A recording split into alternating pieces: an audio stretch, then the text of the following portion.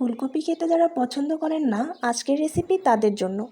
আমি একটি ছোট ফুলকপি এবং একটি আলু সুন্দর করে কেটে নিয়েছি 1 মুঠ পরিমাণে মসুর ডাল। দিচ্ছি স্বাদ মতো লবণ, হলুদ এবং মরিচ গুঁড়া। দিচ্ছি পেঁয়াজ কুচি এবং রসুন কুচি। দিয়ে দেবো সামান্য পরিমাণ সয়াবিন তেল। হাঁড়িটি চুলায় বসিয়ে দিয়ে মশলা এবং সবজিগুলোকে খুব ভালোভাবে মিশিয়ে নেব।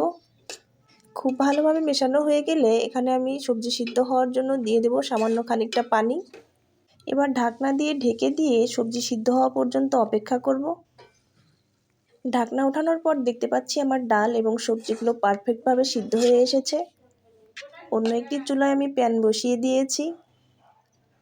দিয়ে দিচ্ছি তেল, পেঁয়াজ কুচি, রসুন কুচি এবং একটি তেজপাতা। এবার দিয়ে দেব এই সবজির সবচেয়ে গুরুত্বপূর্ণ উপাদান পাঁচফোড়ন।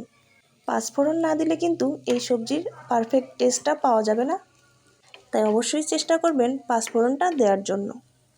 পেঁয়াজ রসুন ভাজি করা হয়ে গেছে। এবার এগুলোকে আমি সিদ্ধ করে রাখা ডাল এবং সবজির হাঁড়িতে দিয়ে দেব। মিডিয়াম হিটে এগুলোকে আমি 4 থেকে 5 মিনিট ভালোভাবে নেড়েচেড়ে রান্না করে নেব। রান্নার একদম শেষ পর্যায়ে আমি দিয়ে দিচ্ছি সামান্য পরিমাণ ধনিয়া পাতা। সবজি আমার পরিবেশনের জন্য একদম রেডি হয়ে গেছে। এবার সবজিগুলো আমি একটি বাটিতে ঢেলে নিচ্ছি। দেখতে পাচ্ছেন সবজির কালারটা কত সুন্দর হয়েছে। অপছন্দের সবজির তালিকায় যাদের ফুলকপি রয়েছে তারা বাসায় এভাবে একবার ট্রাই করে দেখতে পারেন। ধন্যবাদ সবাইকে।